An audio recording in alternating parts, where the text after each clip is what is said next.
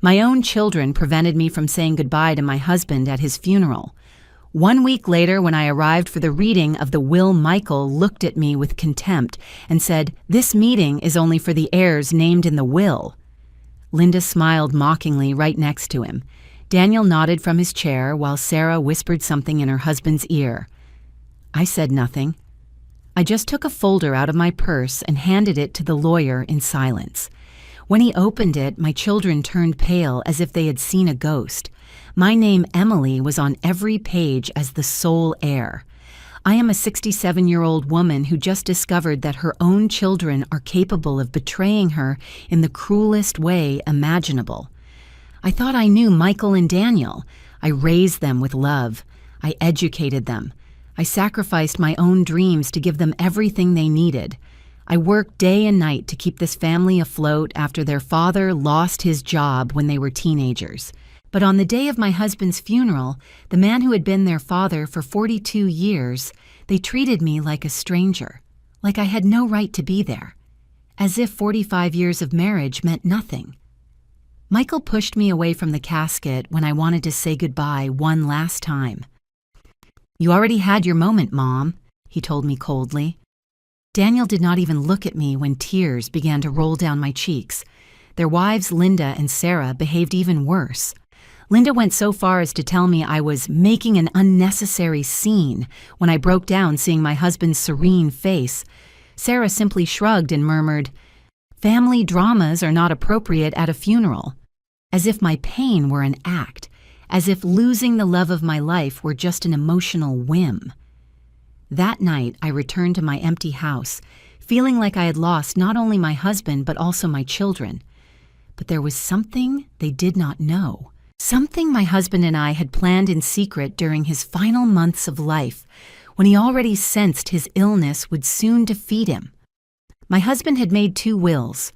One fake, which he left visible on his desk, where he divided everything between Michael and Daniel, and another real one kept in a safe that only I knew about, where he left everything to me. He had noticed the changes in our children long before I did. He had seen how they treated me with less respect each passing year. He had heard their conversations about the inheritance when they thought we were not around. "Emily," he told me one night while taking his medication, "our children have changed. They are no longer the boys we raised with so much love. They have become ambitious and cruel. This will protect you when I am gone." I did not want to believe him then. I thought he was being too hard on them. How wrong I was. The week after the funeral was a roller coaster of emotions. Michael called me exactly once to ask if I needed anything, but his tone was so cold and formal that I knew he was only fulfilling a social obligation. Daniel did not even bother to contact me. Their wives, of course, disappeared completely from my life, as if they had never been part of this family. When I received the call from the lawyer for the reading of the will, my heart raced. I knew the moment of truth had arrived. I knew my children were about to get the surprise of their lives. But I also knew that once I revealed the real will, there would be no turning back. The relationship with them would be broken forever. I dressed in my best black suit, the same one I had worn to meet my husband's parents decades ago. I put on the pearl earrings he had given me for our 20th anniversary. I wanted to look dignified, strong, imposing. I wanted my children to remember this moment for the rest of their lives. I arrived at the lawyer's office 5 minutes before the agreed time. Michael and Daniel were already there with their wives, laughing and speaking in low voices as if they were at a social gathering. When they saw me enter, their faces tensed slightly, but they did not get up to greet me. Linda looked me up and down with disdain. Sarah pretended to check her phone to avoid eye contact. I sat in the chair furthest from them, feeling the tension fill the room like thick smoke. The lawyer, an older man named Mr. Thompson, who had been a friend of my husband for years, gave me a compassionate look before starting with the legal protocols. Before starting, Michael interrupted the lawyer, saying, "I want to clarify that this meeting is solely for the heirs mentioned in our father's will." He looked me directly in the eyes when he added, "Mom, you can stay if you want, but this really does not concern you." Daniel nodded with a smile that made my blood run cold. Their wives exchanged looks of satisfaction as if they had just won a battle. That moment was when I knew my husband had been right about everything. Our children had become strangers, cruel and ambitious. There was nothing left of the love and respect I had expected from them. They were no longer my boys. They were two grown men who saw their own mother as an obstacle to their greed. I took a deep breath and pulled the folder from my purse. I placed it on the table calmly without saying a word. Mr. Thompson looked at me with curiosity but asked no questions. He knew there was something else at play. My children, on the other hand, did not even notice my gesture. They were too busy mentally calculating how much money they were going to receive. "We will proceed, then, with the official reading," announced Mr. Thompson, opening the envelope Michael had handed him the previous week. He began to read the fake will with a clear and professional voice. "I, being of sound mind and body, leave all my assets to my sons, Michael and Daniel, in equal parts." Well, Linda squeezed her husband's hand with excitement. Sarah smiled broadly. Daniel leaned back in his chair with satisfaction. But then I raised my hand. "Excuse me, Mr. Thompson," I said with a firm voice. "I believe there is a mistake. That is not my husband's valid will." I pushed the folder toward him. "This is the real document certified and signed before a notary barely 3 months before his death." The silence that followed was deafening. Mr. Thompson opened the folder with trembling hands. His eyes moved rapidly from side to side as he read the first lines. Michael sat up abruptly in his chair. "What are you talking about, Mom? That will we just read is official. Dad showed it to us personally. Your father showed you what he wanted you to see." I responded without getting upset. "But the legal and binding will is this one, which has been in my hands since the day he died." Mr. Thompson continued reading, his face getting paler. Daniel leaned over the desk, trying to see the documents over the lawyer's shoulder. "Mrs. Emily," said Mr. Thompson finally, "this will is duly certified and dated. It is subsequent to the other document, so it cancels out any previous provision." He cleared his throat before continuing. "According to this document, you inherit the entirety of your husband's assets, the house, the bank accounts, the investments, the life insurance. Everything is in the trust in your name." The reaction was immediate and explosive. Michael stood up so violently that his chair fell backward. "That is impossible. Dad would never do something like that. You manipulated him in his final days." Linda screamed something about undue influence and taking advantage of a sick man. Daniel stood paralyzed with his mouth open, unable to process what he had just heard. Sarah was the first to recover her composure, but her voice trembled with rage when she spoke. "This is a scam. A woman your age does not know how to handle so much money. You are going to squander it all and leave us with nothing." Her comment about my age was like a slap in the face, as if my 67 years automatically made me mentally useless. "A scam," I repeated, standing up slowly from my chair. "Do you want to talk about scams? Do you want to talk about manipulating an elderly person?" My voice began to rise for the first time in the entire meeting. "You spent the last 2 years of your father's life pressuring him to give you money. Michael, how many times did you go to ask him for loans you never paid back?" Michael turned red but maintained his defiant attitude. "That is different. We are his sons. We have a right to expect his support." Daniel nodded vigorously. "Besides, Mom, let's be realistic. You already lived your life. We have families to support, mortgages to pay, futures to build." His words hurt me more than I expected. "I already lived my life?" I whispered. Is that what you think of me? That I am a useless old woman waiting for death?" Tears began to form in my eyes, but I held them back. I was not going to give them the satisfaction of seeing me cry. Linda approached me with fake compassion. "Emily, no one is saying you are useless, but you have to admit that handling such a large inheritance is complicated. We can help you. We can manage the money for you."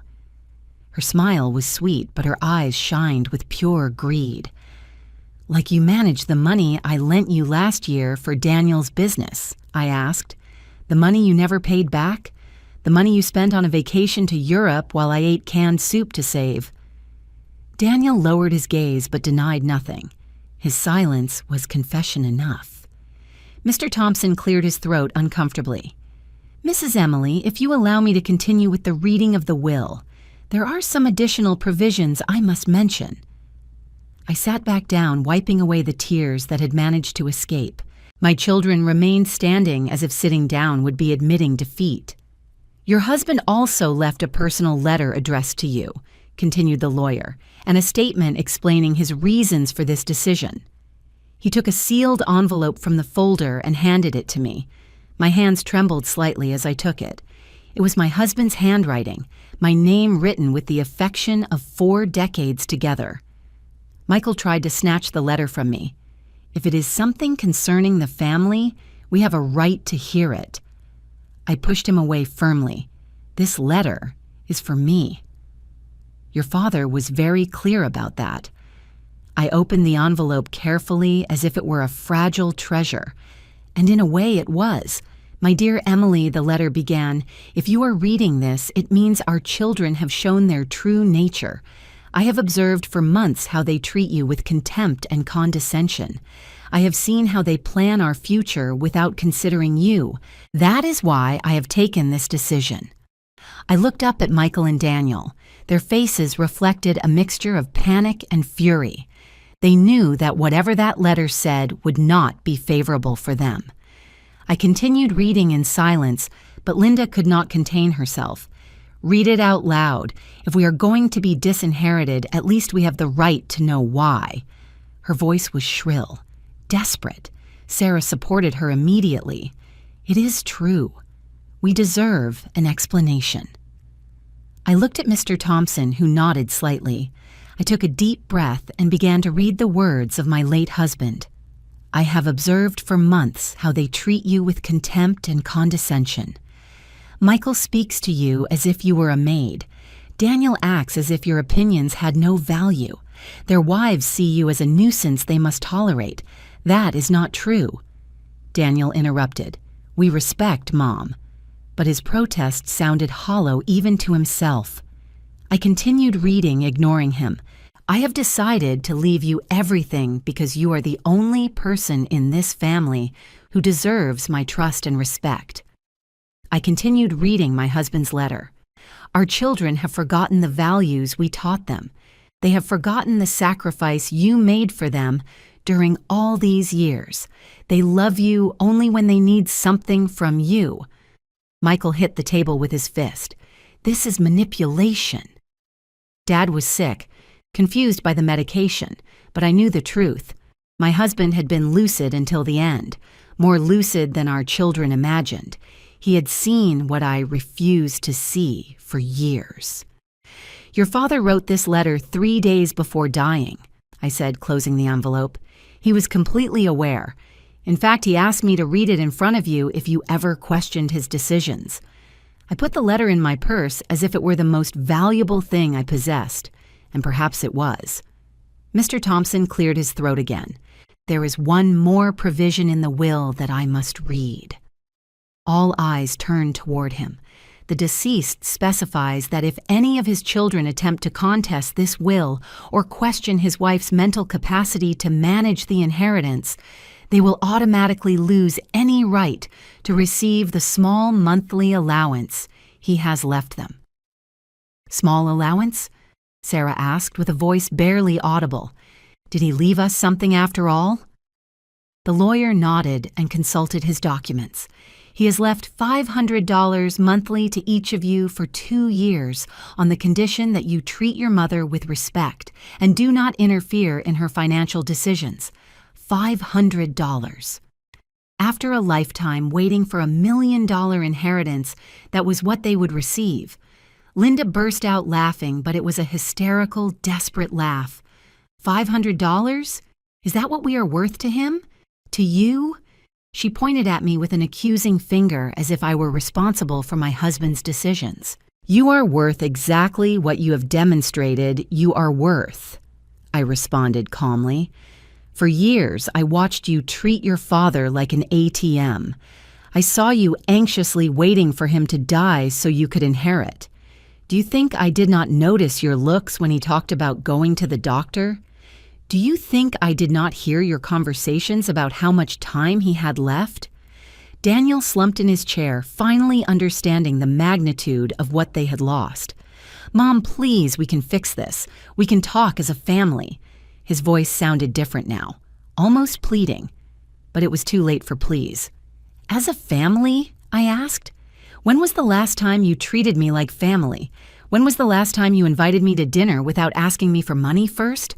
When was the last time Linda spoke to me without that condescending tone she uses with me? Linda opened her mouth to protest but closed it immediately. She knew I was right. Michael tried a different approach. Okay, we admit we have made mistakes, but you are our mother. Blood is stronger than any resentment. We can start over. He approached me with his arms extended as if he were going to hug me. I backed away instinctively. Start over, I whispered.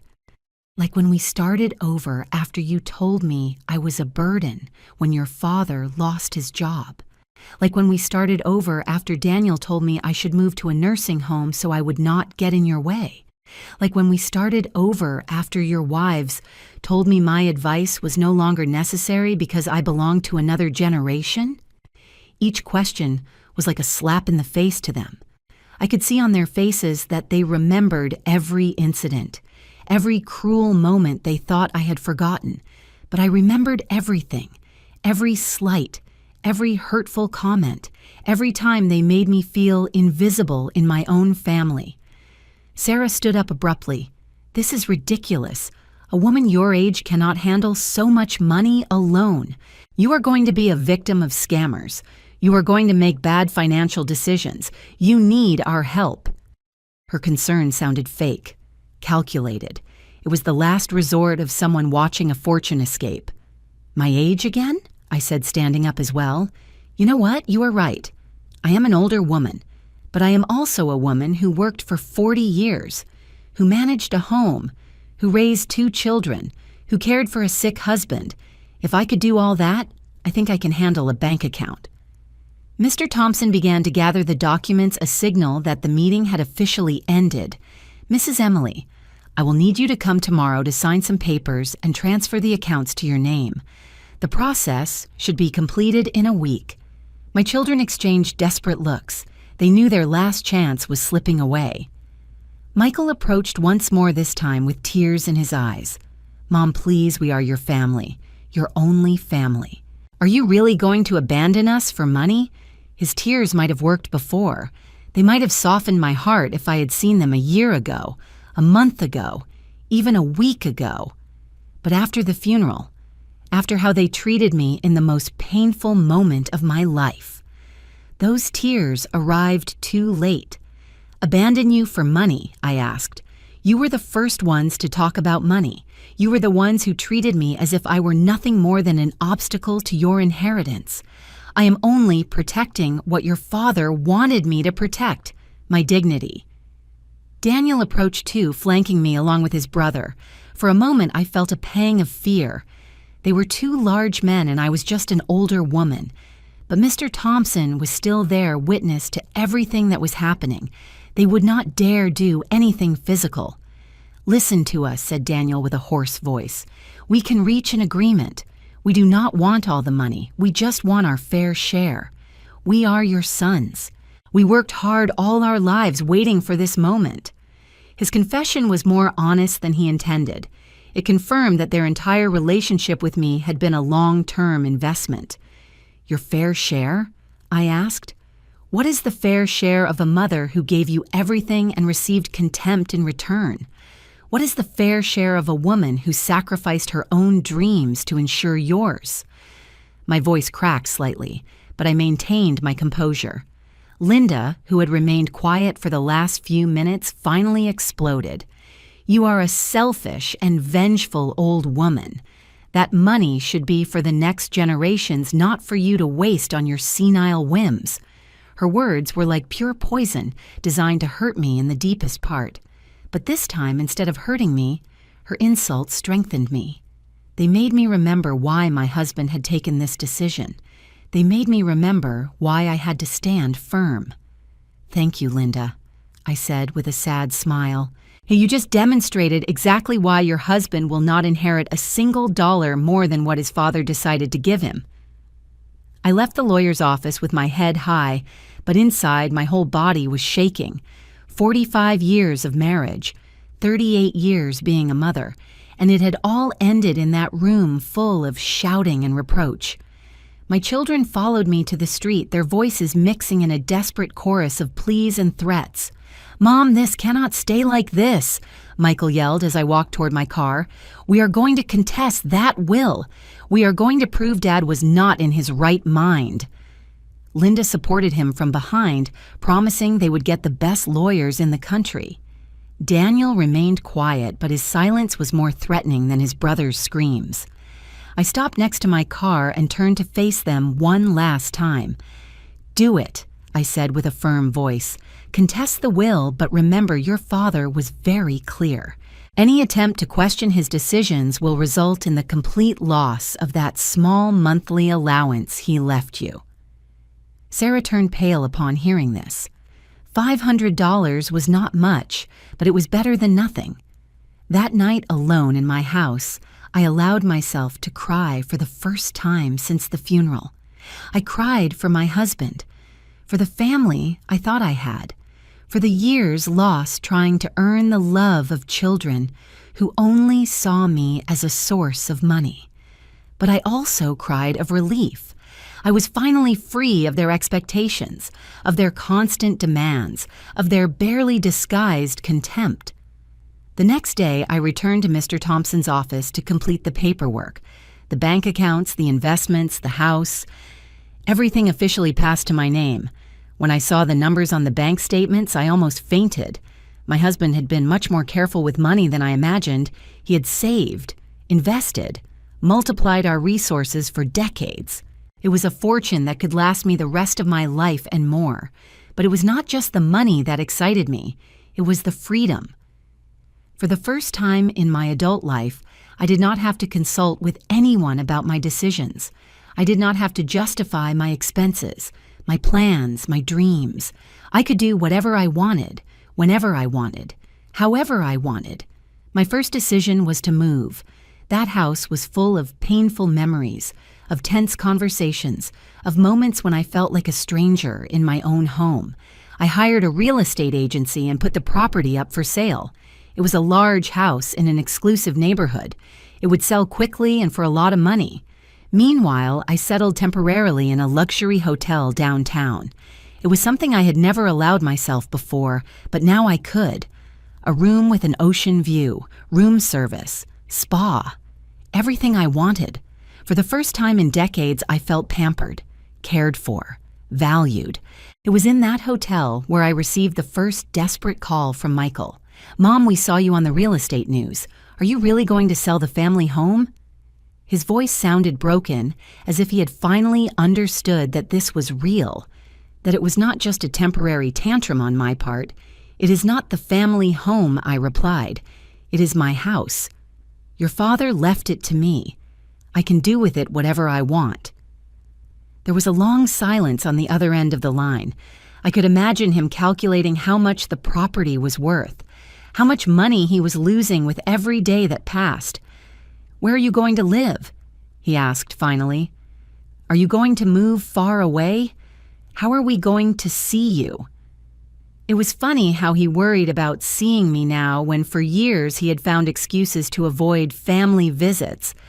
"I am going to buy something smaller," I told him, "something that is truly mine, a place where I can be happy." I did not tell him I had already seen some beautiful apartments with an ocean view. I did not tell him I was considering moving to another city entirely. That information did not concern him.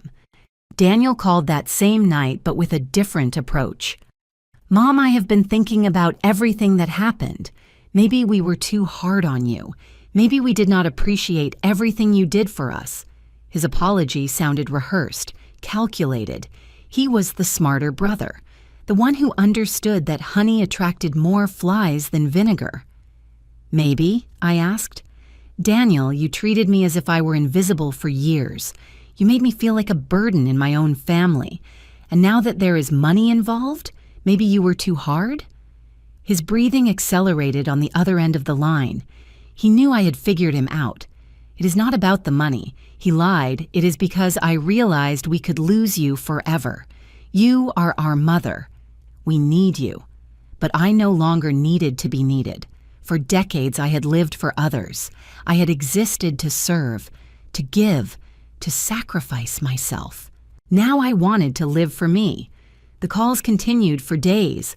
Michael alternated between desperate pleas and veiled threats.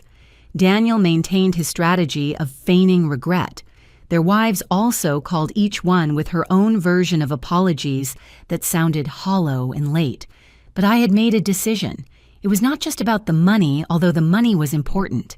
It was about respect, dignity, the right to live my last years in peace.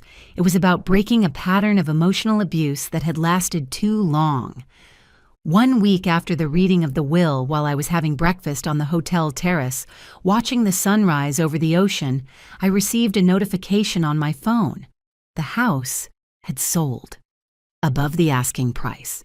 Now I had enough money to buy whatever I wanted, go wherever I wanted, be whoever I wanted. I got up from the table and walked to the balcony.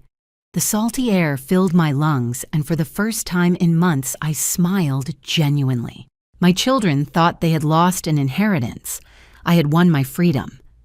3 weeks after selling the house, I moved to a beautiful apartment facing the sea in an exclusive part of the city. It was modern, bright, with huge windows that let in the sunlight all day long. In the mornings, I drank coffee watching the seagulls fly over the waves. In the afternoons, I read on my terrace while the sun set on the horizon. It was the life I had always dreamed of, but never dared to live. It was Jessica, my new neighbor, who told me about the luxury mall that had just opened near my new home. "You should go," she told me during one of our casual meetings in the lobby. "They have incredible stores and a beautiful cafe on the second floor." I had not gone shopping for pleasure in years. It had always been utilitarian shopping, fast, focused on the necessary. I decided to give myself that treat. I dressed in an elegant red dress I had bought the week before. I put on my best shoes and went out to explore my new life. The mall was impressive, full of stores I had only seen in magazines before. I stopped in front of a jewelry store, admiring a pearl necklace that shined under the special lights. "Can I help you with anything?" asked the saleswoman with a professional smile. She was young, elegant, with that helpful attitude one only sees in expensive stores. "I am just looking," I responded, but she insisted on showing me several pieces. There were diamond earrings, gold bracelets, rings that cost more than the annual salary of many people. I was trying on a particularly beautiful bracelet when I heard familiar voices near the store entrance. My heart raced before my mind completely processed what was happening. It was Linda speaking loudly with someone on the phone, complaining bitterly about selfish women who do not think about the next generations. I turned slowly and saw her standing next to a watch display, gesturing dramatically while she spoke. She was wearing a cheap dress that tried to look elegant but failed miserably. Her shoes were worn, and her purse, although clean, showed evident signs of excessive use. It was clear she was going through financial difficulties. "Yes, $500 a month," she was saying into the phone. "Can you believe that pettiness? A woman who has millions and gives us $500 as if we were beggars." She had not noticed my presence yet. She was too focused on her bitter conversation and her endless complaints. The saleswoman asked me if I wanted to take the bracelet. "Yes," I said, without taking my eyes off Linda, "and also those emerald earrings you showed me earlier." The total price was considerable, equivalent to several months of an average salary, but I paid without blinking. The sound of the transaction, the beep of the card machine, finally caught Linda's attention. When she saw me, her face went through several different colors. First surprise, then shame, finally a poorly disguised anger. She abruptly ended her phone call and approached me with a determined step. "Emily," she said with a forced, sweet voice, "what a surprise to find you here." "Hello, Linda." I responded naturally as if it were a normal chance encounter. I was buying myself some gifts. It is amazing what a woman can do with her own money, right? My comment was deliberately stinging, designed to remind her exactly who had the control now. Her eyes went immediately to the jewelry bags in my hands. I could see her mental calculations trying to estimate how much I had spent, how much money I was wasting on luxuries she believed belonged to her. "I see you are adjusting well to your new situation," she said with a forced smile. "Very well confirmed. In fact, I have never felt better. I have a beautiful apartment. I am meeting new people. I'm enjoying things I never thought I could afford." Every word was a reminder of everything she had lost due to her greed and cruelty. Linda tried to change strategy. "You know, Emily, we have been thinking a lot about what happened. Maybe we all reacted badly because of the pain of losing. Well, you know, grief makes us say things we do not really mean." Her acting was pathetic, desperate, completely transparent. "Grief?" I asked. "Is that what you call the way you treated me during my husband's funeral? Grief is what made you stop me from saying goodbye to the man I loved for 45 years. My voice raised slightly, attracting the attention of other customers in the store. The saleswoman approached discreetly, asking if everything was okay. "Perfectly," I assured her. "Just a family conversation." But Linda looked increasingly uncomfortable with the attention we were attracting. It was obvious she did not want strangers to witness this conversation. "Maybe we could talk in private," she suggested, looking nervously at the other customers. "There is a cafe near here where we could sit and talk like civilized people." It was funny how she now wanted to be civilized when for years she had been anything but that with me. "I have nothing to talk to you about in private," I responded firmly. "If you have something to say to me, you can do it right here." My refusal visibly destabilized her. She was used to controlling situations, manipulating conversations for her benefit. But now I had the power. "Okay," she said, taking a deep breath. "I wanted to apologize. We all want to apologize. We know we were too hard on you and we want to compensate you somehow." Her apologies arrived months too late, but I decided to listen to what she had to offer. "Compensate me?" I asked with genuine curiosity. "How do you plan to compensate for years of contempt and humiliation? How are you going to compensate for the fact that you treated me as if I were invisible in my own family?" Linda swallowed hard, clearly not expecting me to be so direct. We could start including you more in family decisions," she offered weakly. "We could have regular family dinners, celebrate birthdays together, be a real family again." It was almost comical how she thought I would want to be part of their toxic version of family again. "A real family," I repeated with a bitter laugh. "Linda, a real family does not exclude the matriarch from the patriarch's funeral. A real family does not treat their elders like unwanted burdens. A real family does not wait anxiously for their parents' death to inherit their money." Each word was like a slap to her.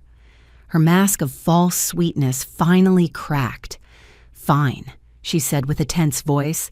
"Maybe we were not perfect, but you were not the perfect mother either. You were always too controlling, too critical. You never let us make our own decisions."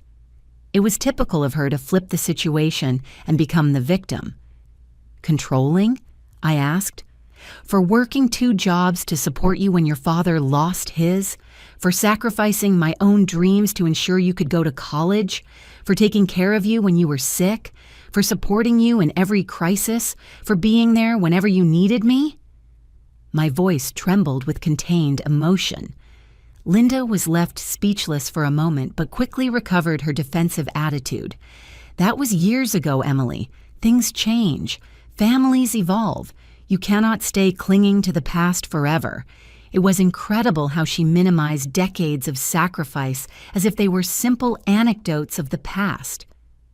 "You are right," I said with a calm that disconcerted her. "Families evolve, and I have evolved too.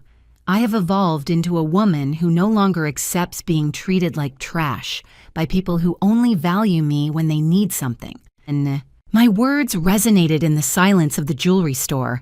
At that moment, as if fate had orchestrated the perfect encounter, Michael appeared running toward us. Evidently, Linda had sent him a message when she saw me. He arrived agitated, sweaty, with that desperate look I had learned to recognize during the last few weeks. "Mom," he panted, trying to catch his breath. "Thank God we found you. We have been looking for you all over the city." His dramatic entrance brought even more attention from the other customers. An older lady with a cane stopped completely to watch the show. "You were looking for me?" I asked, feigning surprise. "What for? Am I finally important enough for you to look for me?" Michael exchanged a nervous look with Linda. It was obvious they had planned this conversation but did not expect me to be so direct. "Mom, please," pleaded Michael. "We need to talk. Daniel is waiting in the cafe upstairs. We can solve all this as a family." It was curious how the word family appeared constantly in their mouths now that there was money involved. "Daniel is here too?" I asked. "What is this? A family ambush?" My tone was light, almost amused, but inside I felt a mixture of sadness and anger. Even now, even after everything that had happened, they were still trying to manipulate me. "It is not an ambush," lied Linda. "We just want to clear things up.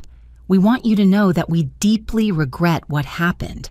We were hurting, confused by the loss. We were not thinking clearly."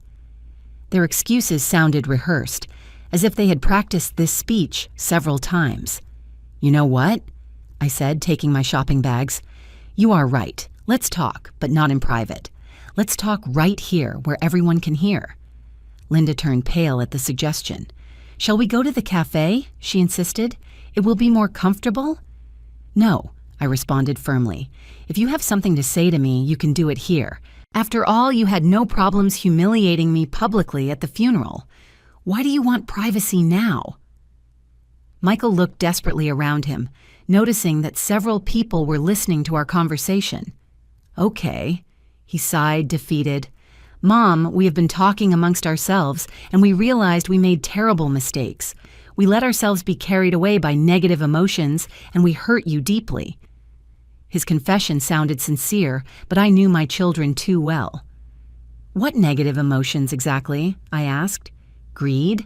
Impatience for your father to die? Contempt toward me for being an older woman?" Each question was like a dart straight to the heart of their real motivations. Linda tried to interrupt, but I silenced her with a look. "No, let him speak. I want to hear exactly what those negative emotions were that led you to treat me the way you did." Michael shifted uncomfortably, clearly regretting having used that phrase.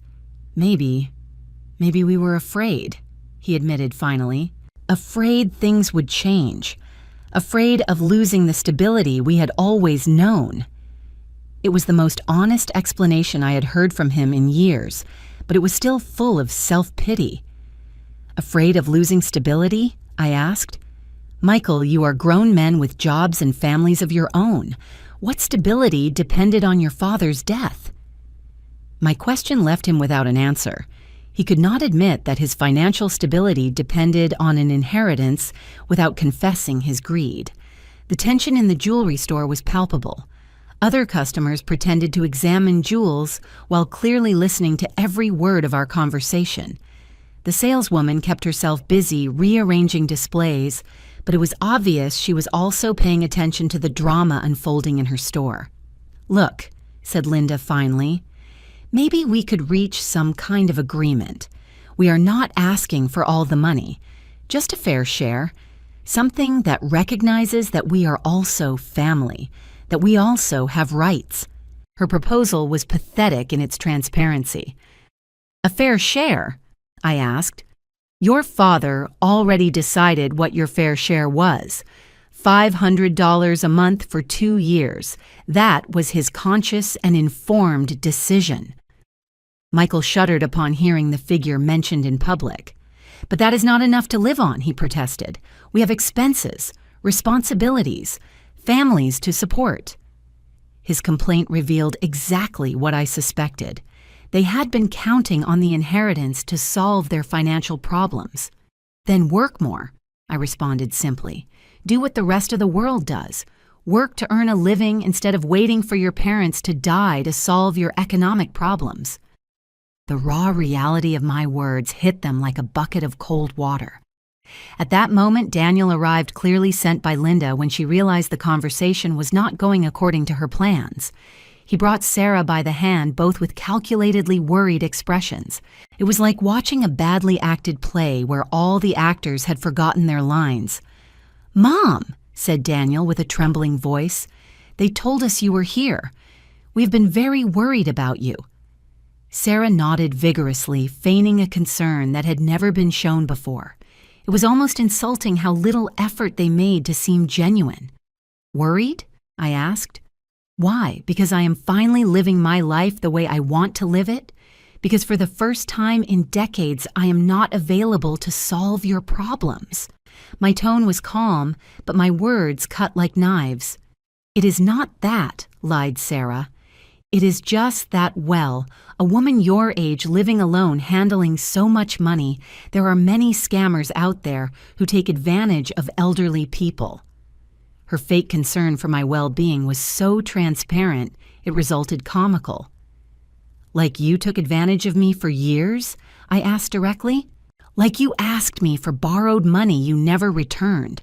Like you expected me to maintain your expenses while you saved for your own luxuries." Sarah blushed, knowing that every accusation was true. Daniel tried to take control of the situation. "Mom, maybe we could go somewhere more private to talk. This is not appropriate for a public place." But I was enjoying every moment of their discomfort. For years, they had humiliated me in private. It was time they experienced public shame. "Not appropriate?" I asked. "How was it not appropriate that you kicked me out of my husband's funeral? How was it not appropriate that you told me I had no right to be at the reading of the will?" Each word resonated in the silence of the jewelry store, where other customers were now openly listening to the drama. Michael looked nervously around him, noticing the curious faces watching us. "People are listening, Mom," he murmured. "Do you really want strangers to know about our family problems?" His concern for public image was revealing. "Strangers?" I asked, loudly addressing the other customers. "You know what? These are my children. I raised them with love. I gave them everything I had.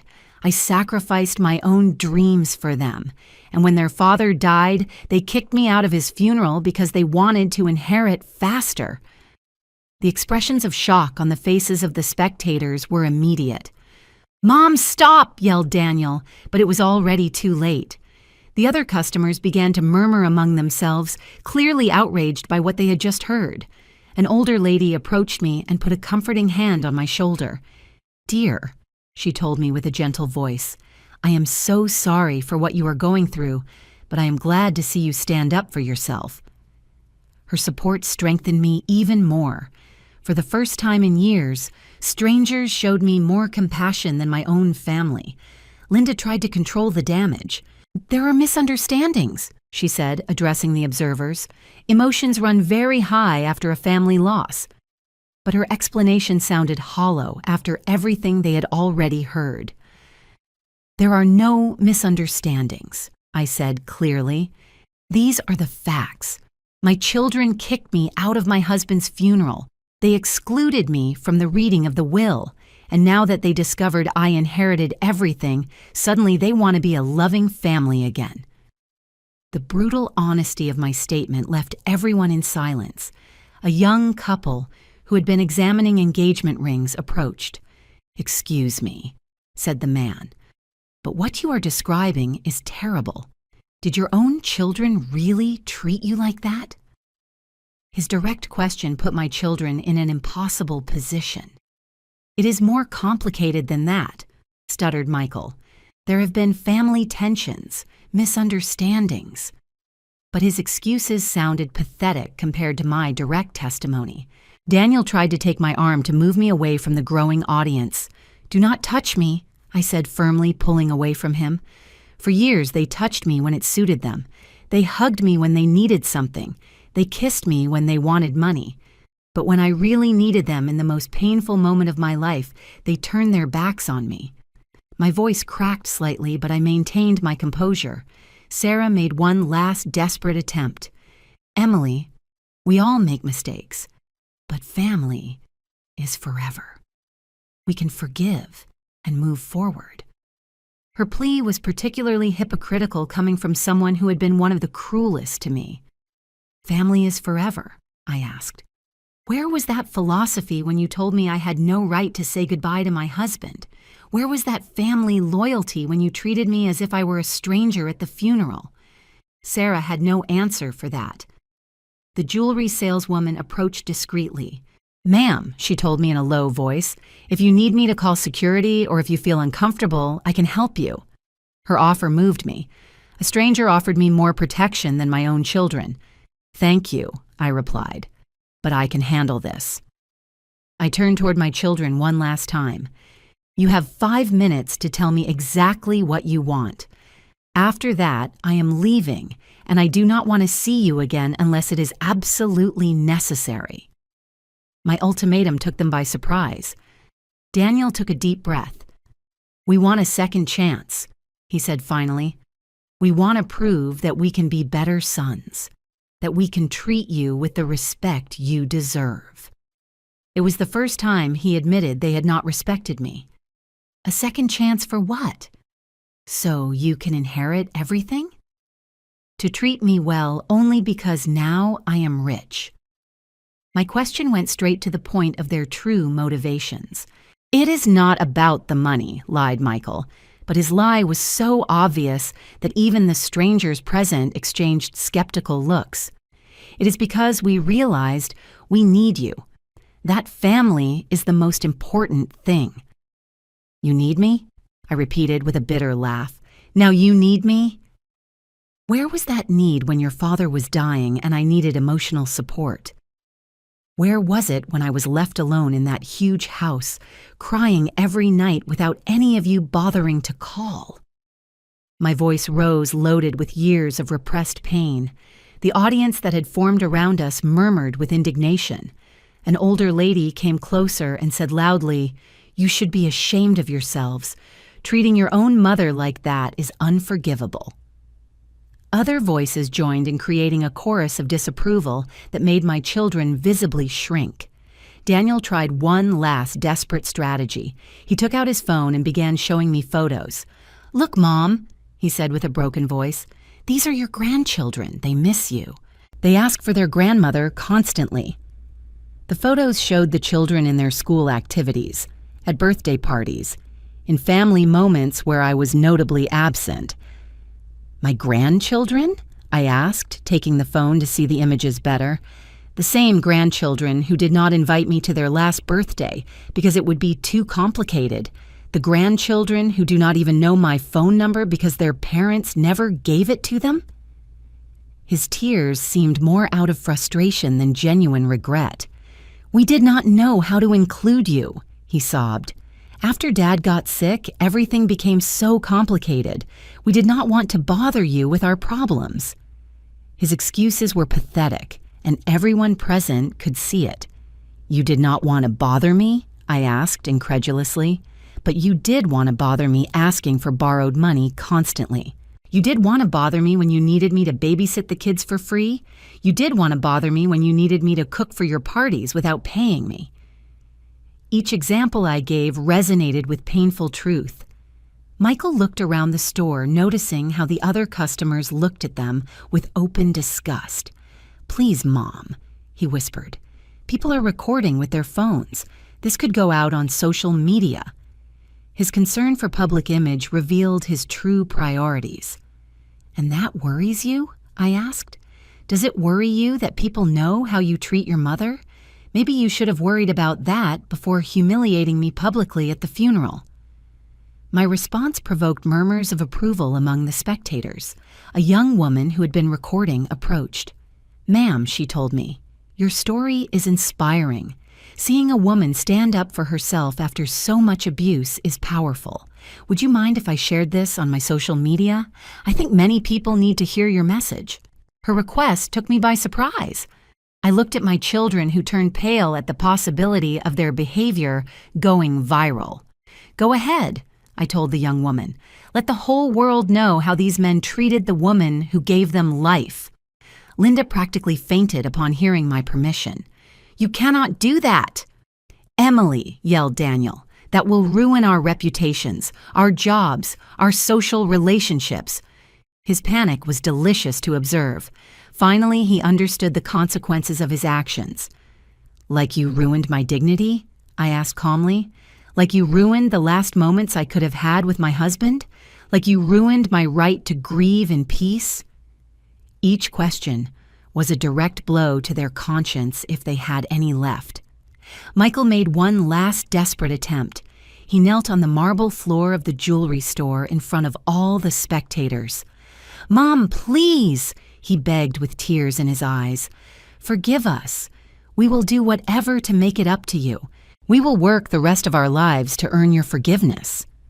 His dramatic demonstration attracted even more attention, but I had made my decision long before this encounter. "Michael," I said with a firm but not cruel voice, "get up. Dignity is not recovered by kneeling when it is already too late. It is built by treating people well when it still matters." He stood up slowly, defeated. "Listen to me well," I said, addressing the four of them for the last time. "Your father made the right decision in his will. He saw what I refused to see for years, that you did not love me. You only loved what I could give you. Now that you know the truth, we can stop pretending." The silence that followed was absolute. I took my shopping bags and walked toward the exit of the jewelry store. The spectators moved aside respectfully, some applauding discreetly. At the door, I stopped and turned one last time. "You can keep those $500 monthly," I said. "You're going to need them more than me." And with those words, I closed that chapter of my life forever. 6 months after that encounter in the jewelry store, my life had changed completely. I moved to a coastal city 3 hours away where no one knew my family history, and where I could simply be Emily, a woman of 67 years who had decided to live for herself for the first time in decades. I bought a small but beautiful house with an ocean view where every morning I had breakfast on my terrace, listening to the sound of the waves. I adopted an orange cat whom I named Thompson in honor of the lawyer who helped me recover my dignity. I enrolled in painting classes, something I had always wanted to do but never had time for. The video of my confrontation with my children went viral as the young woman in the jewelry store had predicted. Millions of people watched it, and the comments were overwhelmingly supportive of me. Hundreds of older women shared their own stories of family abuse, of ungrateful children, of years lost serving families that did not value their sacrifices. The impact on my children's reputation was devastating. Michael lost his job when the video reached his boss, who declared publicly that his company did not tolerate employees who mistreated elderly people. Daniel had to close his small business when customers began canceling contracts after seeing how he treated his own mother. Linda and Sarah also faced social consequences. Their friend groups excluded them. Their neighbors avoided them. Even at the supermarket, people recognized them and pointed at them. The public shame they had feared so much materialized in the most painful way possible. They tried to contact me several times during those months. Phone calls I did not answer. Letters I returned unopened. Emails I blocked automatically. They even went so far as to hire a lawyer to try to contest the will, but as Mr. Thompson had warned, they automatically lost their small monthly allowance for that attempt. One afternoon, while I was painting a seascape in my new studio, I received an unexpected visit. It was Jessica, my old neighbor, who had driven 3 hours to see me. "I had to tell you," she told me with emotion. "Your children appeared in the building last week asking for your new address." "What did you tell them?" I asked without stopping painting. "I told them I had no idea where you were," responded Jessica with a knowing smile. "But I also told them that if they had ever really loved their mother, they would let her live in peace." Her loyalty moved me deeply. She told me they looked haggard, that Linda had aged years in just months, that Daniel had lost weight and looked constantly nervous. "Guilt is consuming them," observed Jessica, "but also the economic loss. Apparently, they are facing serious financial problems." Their economic problems did not surprise me. For years, they had lived beyond their means, counting on an inheritance they believed secure. Now they had to face the reality of their irresponsible financial decisions without the safety net they had taken for granted. A few days after Jessica's visit, while walking along the beach at sunset, I reflected on the path I had traveled. I had lost my children, but I had gained my freedom. I had lost a dysfunctional family, but I had found inner peace. I had lost years of happiness, but I had recovered my dignity. The money I inherited allowed me to live comfortably, but the most valuable thing I gained was self-respect. For the first time in my adult life, my decisions were mine. My time was mine. My future was mine. I did not have to justify my expenses, my plans, my dreams to anyone. I established a small foundation to help older women facing family abuse or abandonment. Every month, I donated part of my inheritance to support shelters, legal assistance programs, and emotional support services. It was my way of transforming my pain into something positive for other women in similar situations.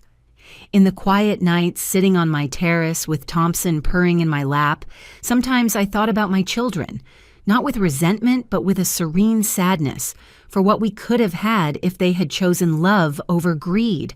But I had learned that I could not change other people. I could only change how I responded to them. One night, while observing the stars reflecting in the ocean, I wrote in my diary the words that would become my philosophy of life. I do not regret having loved them.